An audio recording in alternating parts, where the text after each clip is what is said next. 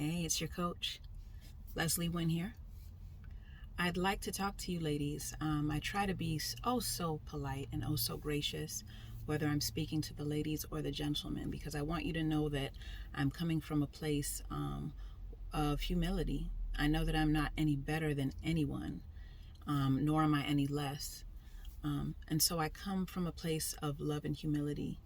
There are some things that I'd like to discuss on this video that I don't want for it to be taken the wrong way, but I want to be honest with my sisters about certain things that I observe, certain things that might be hindering your ability to be seen by your future husband.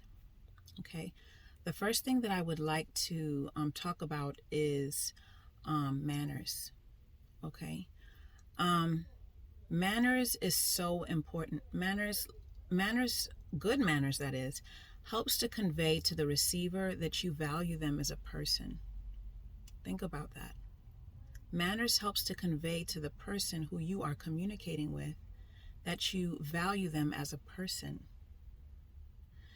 When we are approached, okay, by men, even if it's someone who we might not be interested in, and sometimes there are some cases where you know off the bat you're not interested in. I'm not talking about looks. I'm talking about, like, for instance, if a young man approaches me and I could tell he's way younger than I am. Like, I know I'm not gonna have any type of I don't have any plans for someone who's way younger than me. Okay, I am 43 years old, and I'm not looking at someone in their 20s because that could be my son. And that's me. That's not every woman, and that's your prerogative. I'm just saying, for me, that's one of the criteria where if someone approaches me and I can tell that they are way younger than me, okay, I'm not entertaining that. But I'm not going to be rude to them. I'm not going to be standoffish or act like I'm their mother and be like, now you know you shouldn't be coming over here. Like, all of those things are not necessary. I'm going to have manners. So one way that you could respond if you're at a loss of words, if that happens and you can tell that it's someone who, for instance, is way younger than you, is you can say, I'm very flattered. I'm very flattered, young sir. But I can tell already that we're not in the same age range, and I do not speak to young men who are,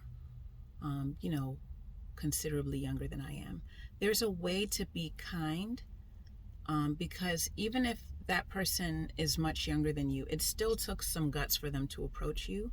And you don't want to leave a bad taste in their mouth to where they think, oh, this is how women treat us when we approach them, no matter what the age. You don't know how they will receive that and how it will affect how they see other women in the future. So let's leave a good taste in the mouths of those who approach us, in the mouths of those, or in the minds of those men who approach us. Maybe it's a gentleman who's much older and you're not into men who are much older. Okay? Same thing, but just, let him know that, you are not interested, but that you are, that you are flattered, and you hope that he finds someone who fits him. You don't even have to go into the age thing if he's older than you. You can just kind of leave it at that, right? So there's a way to have manners while still, letting someone know that you're not interested. Even if it's someone that you're not interested in, and let's say it's a gentleman that you may know, from work, or maybe from college, from a class, or someone you grew up with, manners is still important.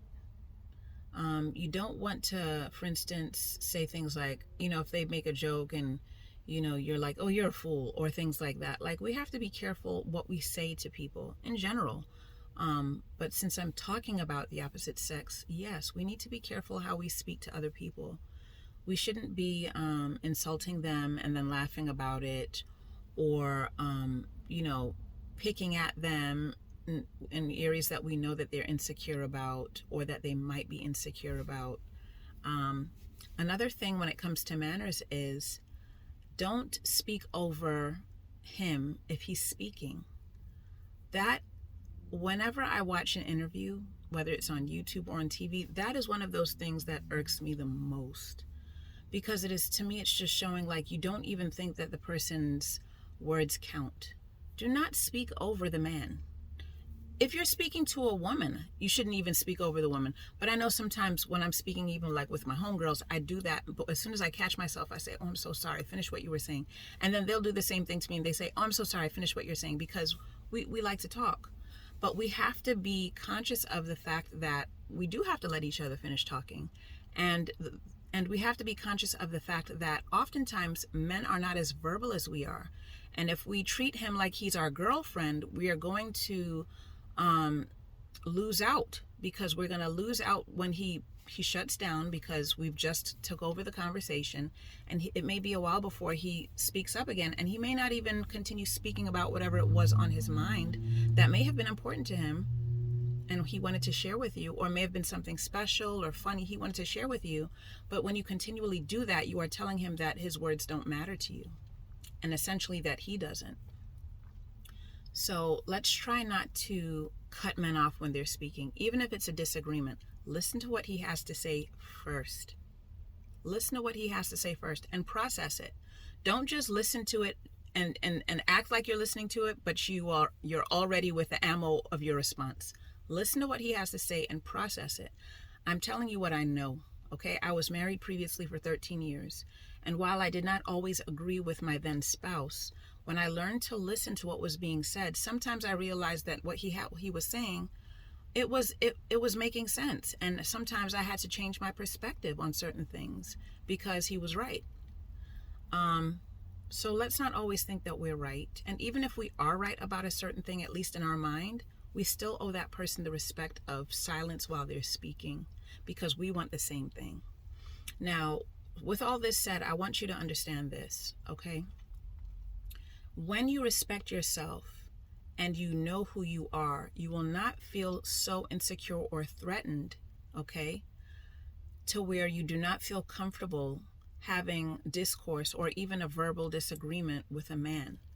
When you know who you are, you do not have to have your dukes up in the conversation, because no matter what it comes down to, it does not take away from who you are as a person if he disagrees with you or if he's right and you're wrong.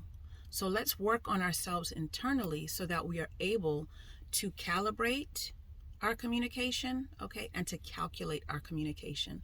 What do I mean by that?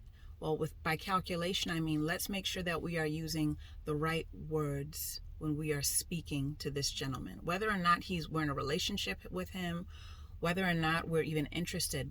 All of these things are helping to let this man know what he should expect in a woman. So be a good representative. Even if it's your brother, be a good representative of what a woman and a female is to be, so that when they do approach someone who they're interested in, they're like, well, she didn't talk to me like that, so why does she feel like she has to talk to me like that? Okay, let's be the examples. Let's be the example. So like I said, when I'm talking about recalculating our communication, I'm talking about word choice, okay? And when I talk about recalibrating, I'm talking about how we say what we're saying, okay? Our body language, our tone. Are we saying it in a way that is snappy and with a bad attitude? Are we being condescending? Are we looking down on this man? Are we treating him as though he doesn't have a brain? Are we comparing him and the things that he is saying to the way that we would say it? Are we saying, well, that's all you had to say, you could have said it this way? Are we trying to transform his dialogue or his language into a feminine approach? He's a man. So all that we need to do is to try to understand, and when we don't understand, ask him, okay, is this what you mean? And if it's not, wait until he tells you what he means, okay? They communicate differently.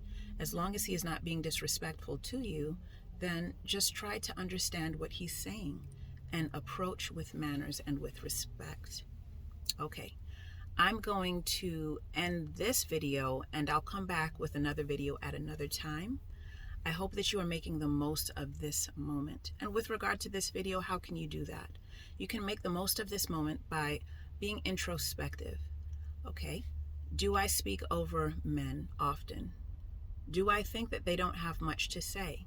Because if you do, then that might be why you do that. Do I show respect to men when they approach me, whether or not I think they are in my league? Okay. Do I know how to let down a man with respect so that he walks away having his dignity and even feeling built up because you said something to him that let him know that, you know what, you appreciated his compliment and you hope he finds someone out there who's just for him. Okay? These are things that I'd like for us to make the most of this moment by doing. Love and blessings to y'all ladies and to y'all gentlemen who are listening. Have a great day.